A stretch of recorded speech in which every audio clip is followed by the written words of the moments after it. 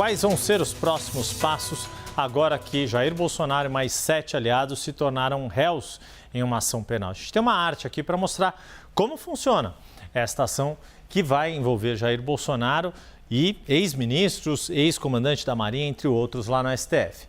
A ação penal está aberta agora, começa a tramitar e, com isso, há uma fase de coleta de novas provas. Aquilo que a gente já estava falando aqui com os nossos analistas. O que foi apresentado pela Procuradoria-Geral da República, com base na investigação da Polícia Federal, é convertido em provas. Mas outros elementos de prova podem ser trazidos pela acusação, assim como as defesas podem tentar invalidar estas provas apresentadas pela acusação.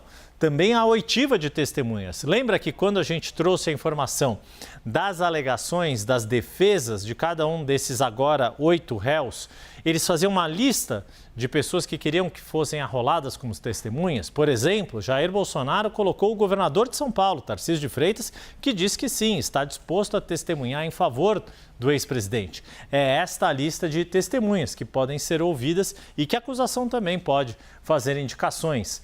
Os próprios réus vão ser interrogados, eles têm o direito de falarem e se defenderem por própria voz das acusações que lhes são atribuídas. No caso aqui, são 5 acusações contra cada um dos 8 réus. E aí, por fim, se tem as alegações finais da Procuradoria-Geral da República, da defesa de cada um dos réus, para que daí sim a primeira turma do Supremo Tribunal Federal se reúna e faça o julgamento propriamente dito, se absolve ou se condena cada um desses réus.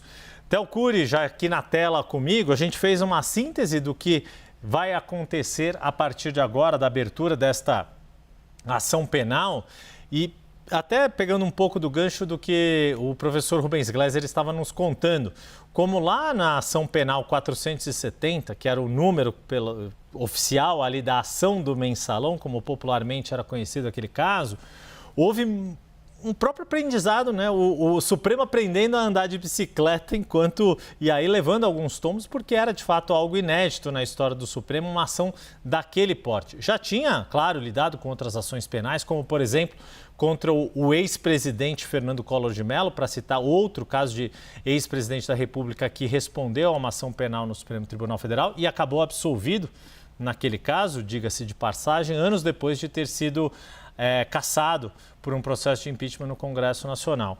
Mas o que a gente parece ver, diante do que aconteceu ontem e hoje na primeira turma, é que há muito mais organização, há muito mais coesão dos ministros para fazer o processo andar, seja lá qual for o desfecho, o veredito que vai ser dado em relação a cada um desses réus. Sem dúvida.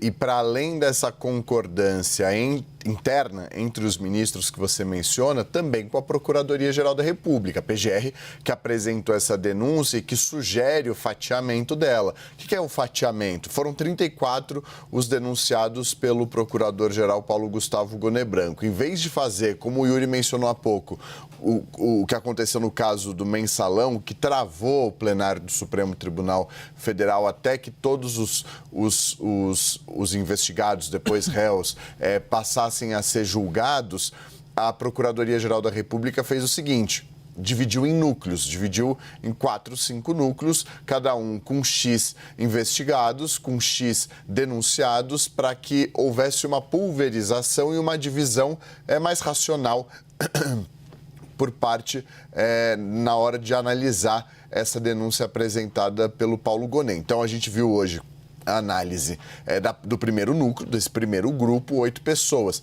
A partir da próxima semana haverá um novo julgamento, depois mais um outro núcleo e assim por diante até completar esses 4 núcleos que foram divididos. Então houve um consenso ali, não só entre a acusação e quem vai julgar, mas também entre os julgadores de que esse seria o melhor modelo. E hoje, vendo esse primeiro núcleo, isso se mostrou, de fato, viável, levando em consideração o tempo de manifestação dos advogados, o tempo de manifestação do procurador-geral, o tempo em que cada ministro vai gastar ali para conseguir expor o seu posicionamento, de que maneira pensa com relação a cada acusação feita PGR. Então, o tempo mostrou que foi importante, né, essa racionalização e essa logística, né, Yuri? Você menciona, por exemplo, o caso do mensalão, serviu de lição. Então, o Supremo, julgando os casos, ele vai aprendendo o que serve e o que não serve, qual que é o modelo ideal a depender da quantidade de pessoas envolvidas. Você vai se lembrar, por exemplo, esse caso do 8 de janeiro, a PGR denunciou milhares de pessoas. Essas milhares de pessoas não conseguiriam ser julgadas pelo Supremo, se não pelo plenário virtual, senão ia pegar uma quantidade de dias para julgamento e ia travar também o plenário virtual do Supremo Tribunal Federal. Então, justamente por isso, optou-se por analisar essas denúncias da PGR, depois as ações penais. Isso, obviamente, nas turmas, por conta, eu fiz menção ao plenário virtual, mas a turma virtual, tanto a primeira quanto a segunda, podem também fazer esse julgamento para facilitar. O plenário virtual, o julgamento do 8 de janeiro começou, você vai se lembrar, no plenário do STF, depois migrou para o virtual por conta justamente o Supremo queria mostrar o início do julgamento de um dos homens que participou ali da invasão aos prédios públicos, e depois disso migrou-se para o virtual. É o Supremo aprendendo com os dias andando e os julgamentos acontecendo. Deixa eu botar a Basília Rodrigues na nossa conversa aqui, Theo. E, Basília, também um pouco nesta toada do quanto o Supremo, como toda instituição pública, ela vai mudando os seus comportamentos ali, ou aprendendo a fazer o seu trabalho de uma forma mais efetiva.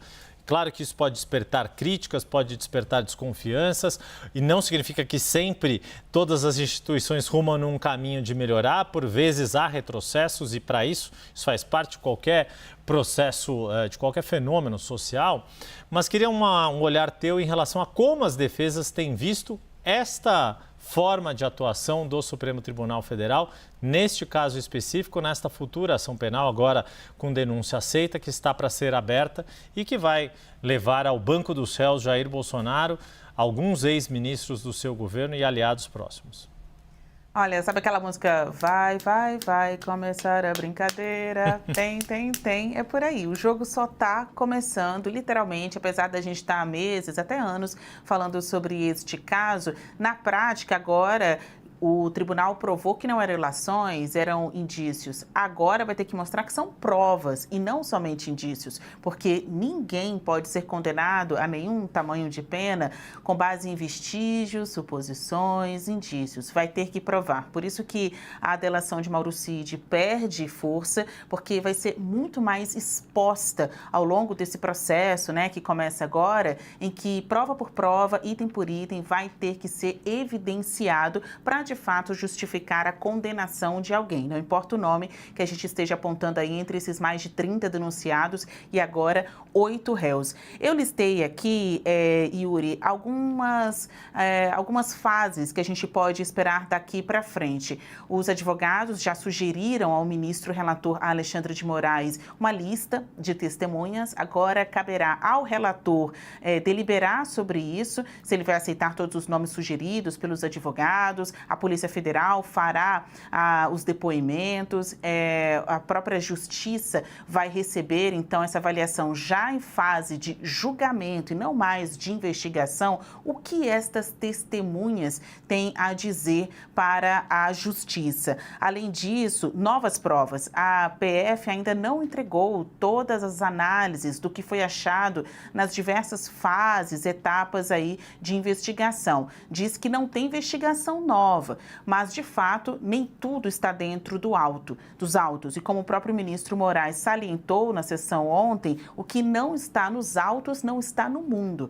Então, a PF precisa fazer essa formalização das provas, isso vai ser compartilhado com acusadores e defensores, e aí sim, entrando nos autos, entra no mundo jurídico, e sobre isso os acusados, agora réus, poderão responder.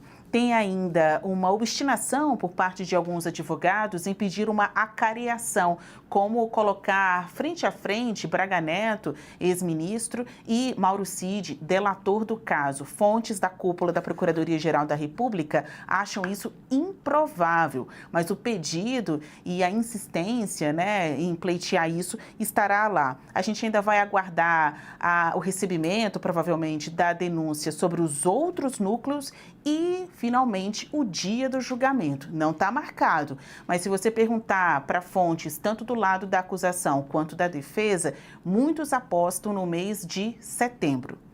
Yuri?